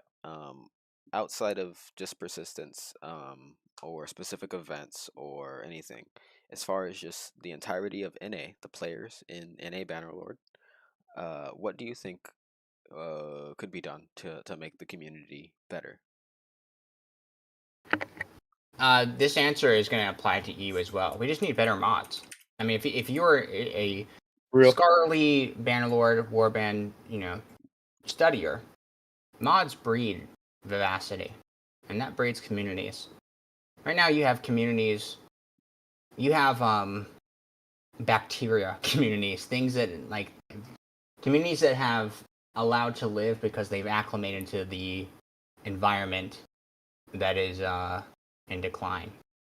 Or I would say stagnation, rather. You know how a stagnant water has a lot of microbes in it, yes, right? But they're typically toxic. Yep. That's what we're in. Bannerlord is stagnant water. The only way to clean the stagnant water or refresh it or do whatever you have to do to alleviate stagnant water or remove it is to create more things need to be made, and they need to be good too. There needs to be more viable ways to obtain dopamine in Bannerlord. I didn't believe, right, with an MM and skirmish, it was my initial intention to improve myself as a player and then just play PX for the rest of my days whenever it came out. I did not anticipate PX to fail this much. So there needs to be viable ways for casuals, because right now the only casual mod that I can see is Full Invasion 3. Full Invasion 3 is in the process of adding, more variety of factions. I think when they do that, they'll probably have more of a casual population. CRPG initially in the beginning had all sorts of various ways, since it was just pure Bannerlord with stats to play the game. So there was casuals and everything, but of course they went back to their Warband variant, the same stone that rules over all Bannerlord creations, the fixation on nostalgia. But the short answer is that there need to be more mods, and they need to be better made with barrier entry in mind. More mods, and they need to be of a higher quality with keeping in mind barrier to entry. When you say barrier to entry, can you elaborate just maybe not too Yes, much, I'd but love just to. a little bit more on what exactly barrier to entry is, what So characterizes it? let's the characterization of barrier of entry. Let us begin. So let's look at the absolute lowest form of barrier of entry, TDM. TDM, you spawn, you're there, and you have a weapon, you can instantly play Bannerlord, right? It requires almost no barrier of entry to play, right? Unfortunately, that's more of a simplistic thing. People don't really find stakes in it, even though they found enjoyment from the Warband counterparts because there is progression and stakes in a gold system. But I digress from that. So that's the lowest form of barrier of entry, right? And then if you want to go up that, you go to CRPG, right? CRPG, yes, there's players who are good and there's players that are super high level, right? So there is, the barrier to compete with them, right, and play Bannerlord is going to be, it's going to be more difficult. But, you can still play, you still have a weapon, you can still play the game, right? Full Invasion 2. Full Invasion 3 now, I believe it is. I actually think that of the Warband ported mods, that they have actually done the best job. They've not recreated their mod. They've expanded on it and added more things. But because it's AI, right, and they're not good, right? The noob can play the game and gain dopamine and be the heroic Bannerlord hero. So that one's also low. So the concept of barrier entry is the ability to play Bannerlord, right? But that needs to be tied with dopamine.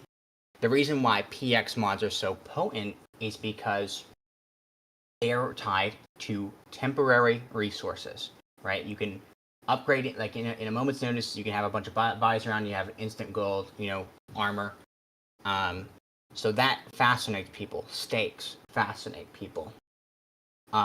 But the problem is that the fixation on stakes is so high that those items themselves have become so hard to acquire that it has had the adverse effect. Nobody wants to die. That's why they're in their castles, and that's why when they leave their castles and they die, they demand the admins make more rules. Yeah, that tends to be the case. I think there would be a lot of good that would happen if people always suggested rules. Some communities, I think, are great at suggesting like changes and improvements before they get killed, but it's everybody has their opinion right after they get killed. So you'd say the barrier to entry is kind of a function of how long you're playing, and how much energy you're putting into it, How and how many much steps? dopamine you're getting out of it. Yes. So how many steps are required, right, to obtain dopamine from playing Bannerlord, right? Okay. Does it take me more than 5 minutes to put myself in an interaction where I'm fighting, where I believe that I have a chance to win, right, and get dopamine? Or does it take 10 minutes, right? How much effort and steps and strategy and skill and luck do I require, right, to have an interaction that I find enjoyable? That is barrier of entry. That is barrier of entry. I think that is, I would have described it differently, but that's definitely a good principle, a good label for that concept. Because that's in particular the servers that we have now, the PX servers, the clan event servers, the native servers, LOL. Um, I think a lot of them, the biggest ones that are like casual, that you don't have to force people to go to, are just like, yeah, you hop in, you read like 1 or 2 lines of rules, and then you just play. I think Mm-hmm. that if applied to PB or PX in a way that, you know, still, I don't know. Do you have perhaps in your server, I don't want to go back to that too often, but is there intentional systems you put in to decrease barrier to entry besides just making it very compact and dense? Like we said earlier, the ability to create items which enable players to play the game. And production, okay. Yeah. And we can also talk on more smaller things, right? The ability to take out another player, to overcome them, right? If you analyze PX tools or PB tools versus PE tools, right? You can kill someone with maybe at least 5 attacks with a hatchet or a sickle on PE. That's not the case on PB.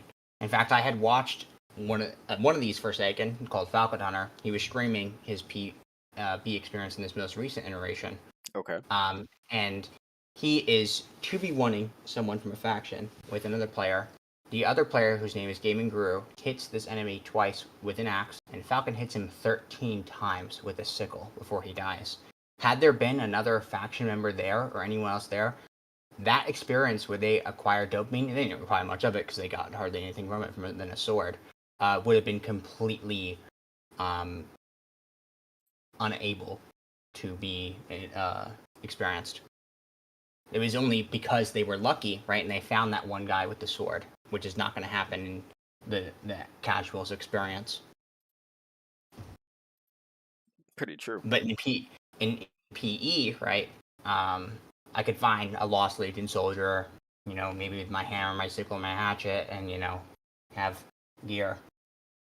And that was all across the map because, like we said, density, and those people didn't quit the game, because they knew that it's not the end of the world. They lost those resources. It didn't take forever for them to make them. Gear is also worth way less, so losing wasn't that bad. And the starting weapons, like the sickles and that shit, actually being good, it really did make a bunch of people just fight. Maybe we wouldn't have, just because they don't lose anything. Okay. That's from the beginning. You join the server, you have the ability to play the game. That's a low barrier of entry. In PB, you don't have any starting tools at all, and they're not good. You can't fight against other people with them. It essentially forces you to join a clan if you want any amount of success. Or if you're a good player, then you join Outlaws. But Outlaws are a whole can of worm. They've been, yeah, that's what I guess probably like a third of the discussion, maybe a fifth actually, much less than I thought it would be actually. But first, I'm gonna ask Crusader this, and then to Ducky for obvious reasons. There is something that a lot of clans mention in terms of what makes all of these servers die and live. Honestly, it's like numbers, it's people, it's recruitment. Do y'all are you perhaps a possessor of ideas in terms of how to advertise this game better, how to bring more people from, if not just other games, maybe specifically single player Bannerlord? Like, how do we get more people to join these servers to play with us, even if we don't need them in a clan? Like, how do we do that? Do y'all? I know. Well, two things. Yes. Sorry. Go ahead. All right. The first thing is, I think new people do actually end up finding their way onto PB.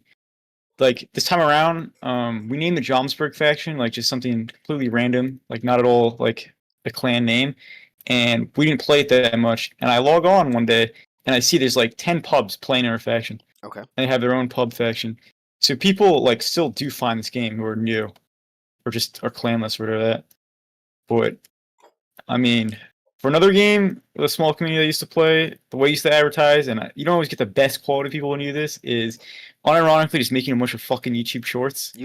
And YouTube shorts or TikTok, whatever, and you slop factory them out, like good moments or whatever, and people fucking see them. They're like, oh, what's this? I want to try it out.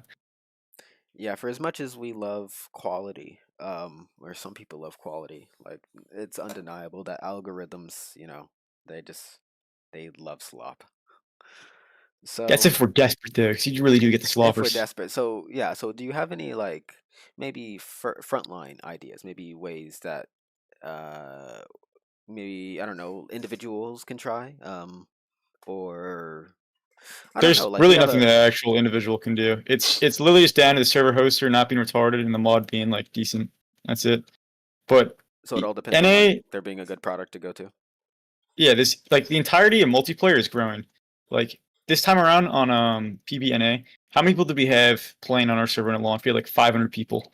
If you look at our skirmish tournaments and shit like that, we've had more people than ever. And same thing with the EU side too. They're down to like, I don't know, like Div I or Div J or some shit like that. And we just got to our 5th one too. So we're definitely getting new people because our PB server got more, our tournaments got more people. It's just that, we don't have enough things to retain them. Retainment. Okay. Mhm. Maddox shared the same sentiment. It's about retainment rather than Yeah, recruitment. yeah. There's more than enough fucking people to play this game now. Like, True. True. Yeah, I guess we'll see what happens when there's a PX server that launches and still has 200 or 300, like in the 2nd week, 5th week, 18th week, perhaps. We can only pray, or maybe we can do stuff instead of just praying. Get off our asses and work. I don't think I don't think there's Make- anything an actual individual person can do. Well, I disagree. I mean, maybe. I mean, everyone's an individual, even clan leaders. Would you say that there's a way of thinking or like a process that maybe clan leaders can do, or maybe content creators can do? Maybe something they should focus on creating particularly. Are there any like artists out there that are willing to make Bannerlord content? Maybe. I don't know. What else? Well, artists have made Bannerlord content. I don't know if the validity of this statement is true, but earlier in this interview and earlier with Chains, knowing him, he told me that he found Bannerlord by finding this content on YouTube. Yes, on YouTube. Specifically my content, right? Which is why he ended up, joining me. Really? Yes, that's what he. You didn't tell me that part. It's a small Yeah, world, that was isn't it? yeah. Yeah, so that was my first introduction to him. Well, obviously we were both in matchmaking, but that was his introduction to me. So I was very elated to hear that. But Crusader from the Future made a really interesting and important point. Everywhere, right now, even now, there are thousands of Bannerlord players. There is a peaking population. They are looking into multiplayer and waiting for a single server and word of mouth experience. We know, right, from history that PE's launch had 0 advertising and it had the biggest launch of any Mountain Blade mod because of word of mouth. As this, beating a dead horse here, right? Whenever people, get an experience with dopamine, right, they're gonna say, "Oh man, dude, I just had so much fun on this." Be like, wait, what's that? Let me go do that. That's how things grow. A lot of people make this mistake of, oh yeah, we're gonna have a trailer with epic music and we're gonna show these castles and all this landscape. No one cares about that. People care about. I think people like to acquiring. click on them, but they don't remember them after they click Yeah. off. Yeah, who fucking remembers the PB trailer? Look, the PB trailer was only hype for people who played the thing or were gonna play the mod anyways. So like, no one came to that because of that. Yeah. They're just like, oh, it's the thing now. But Yeah, if you, it's like whenever Minecraft releases a new update. I haven't played Minecraft in years, brother. yeah, but also like look at get down to brass tacks here, right? A casual Mountain Blade redditor, right? They see a thing called persistent Bannerlord. What does that say? It says nothing.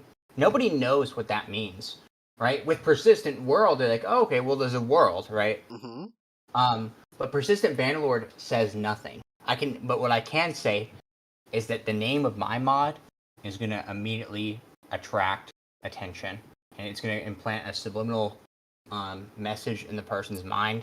They will not forget what it is. Okay, I have another legitimate You're question for you. casting voodoo on these people. Do you think every word, in my opinion, I think words are spells, right? Okay. And their arrangements are spells, and they all have an effect on That's people. not a bad argument. That's not a bad argument. Go ahead, Crusader. Do you think people will even play your server, or do you think your name has too much dirt to it? I Off the think, top of my like head, I said, at least, if I can answer first, I am unaware of any specific things that Ducky is accused to have done. I know that his name is not very well, like, there's not a lot of thumbs up, but, like, I can't point to anything that people have said, oh, I hate this guy because of this. the PB press, they have things to say, right? There's always things in the PB paper people say, right, for clicks and views and to be noticed. I think Crusader, the reason why I'll succeed is because I was destined to. And whenever the people play my mod, the word of mouth is going to be so potent that they'll have no choice. This guy. Hey, I'm with you. As you said, Lonely, we creators and developers are eccentric.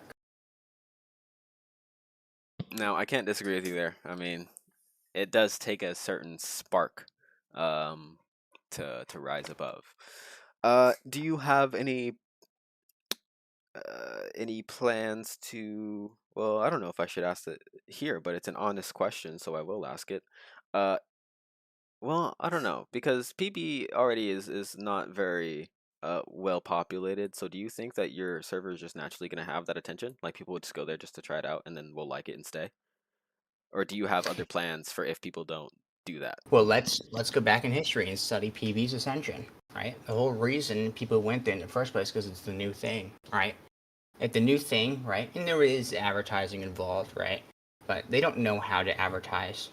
I don't know if you know my channel, but I have a knack for drawing attention and creating media and generating content that people consume. I know how to create cinematography. So the word is definitely going to be out there, and it's going to be made out in more than one piece of media. So as far as spread goes, it will definitely be competent. But I think the strongest proponent of our snowball effect that we will have over Bannerlord, our conquest, is going to be word of mouth. They're going to say, I just played, well, I can't say the name of it, but I just played this, and you've got to try it, So.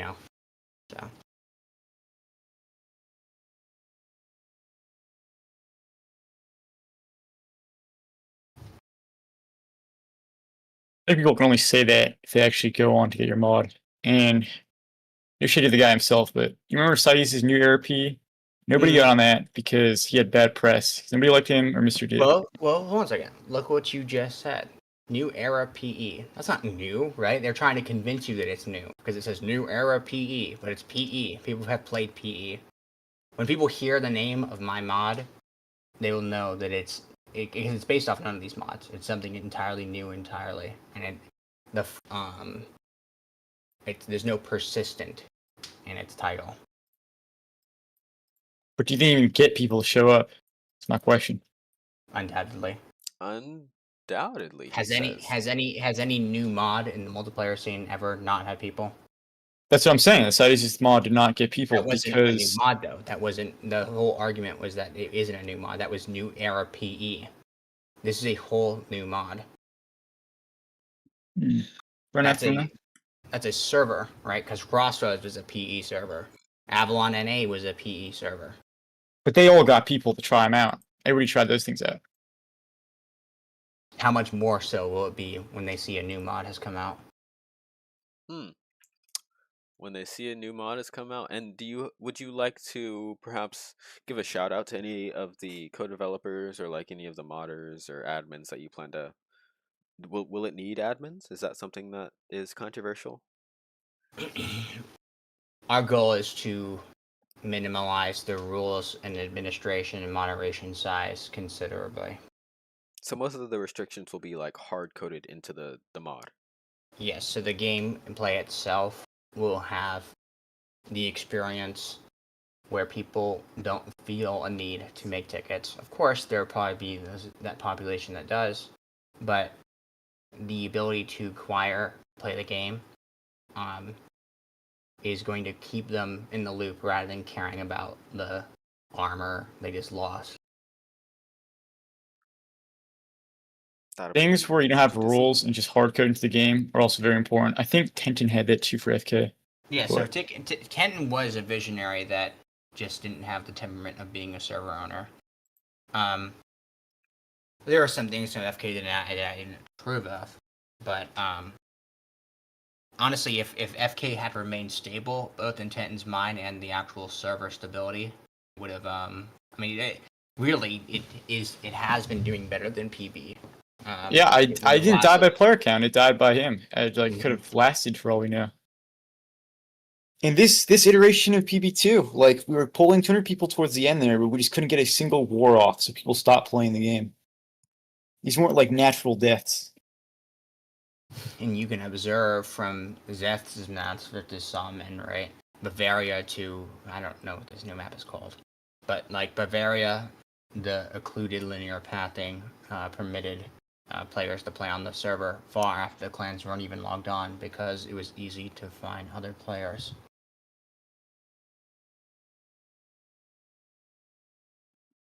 Well, those were all good points there. Thank you for elaborating them. Mr. Ducky, did you have any other points that you think that the community should be considering? Maybe not with just the mod or any particular topic, but what is there anything you think we should be talking about more than just PB or like whatever else we're talking about?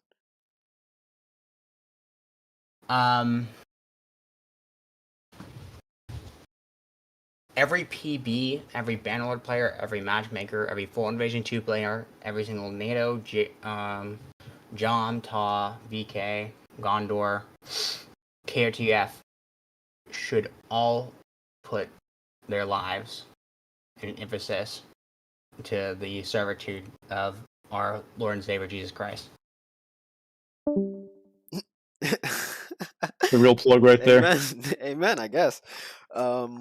So Really makes you forget about the other things he's accused of. Say again?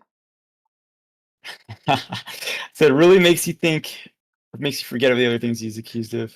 Oh, wow. Look, I can't I speak. haven't It was heard funny any the of it. first time I said it. You ruined it. Well, maybe. I don't know. We'll have I don't know if we will. There's so much drama that probably it's in the past, right? Not worth And it. every conversation from now on is like, "Oh my gosh, I can't believe that these guys actually did this thing so many years ago." But at the same time, like, we shouldn't include them in anything whatsoever. I don't know. If it's bad, kick them. Like, sue them. If it's not bad, Yeah, shut kick up. him, sue him. Like, I mean, if it's actually an affront against you or something that you did, there is a legal basis for lawsuit. If it's an actual crime. If it's not a crime and you're just offended by it, shut up. So is there anything else that you think that the community should be discussing outside of just persistence or particular event or particular mode or whatever like that? Anything that you think the Bannerlord community as a whole, should talk about? No, I think we just gotta wait because, like I said, believe it or not, the community is grown. Okay, we just need somewhere to play on. I'll choose to not for now, but I think there's potential for believing it. All right, that's my piece. All right. Well, I guess if that is all, then we will say goodbye. Thank you so much to Crusader for coming on. Thanks to Ducky, and thanks as well to Ambxdia. Is that how you say it? Yeah, And as well as who else was here? There was one more. Wasn't there one more? chains. Chains. Yes. Why isn't? Oh, you left. Okay. Yes, and thanks to Chains as well. For sharing his thoughts, all of their thoughts, and sharing conversation with us, keeping us company at work or while driving or wherever we are tonight. Happy Friday night. I love you all, and goodbye. Take care.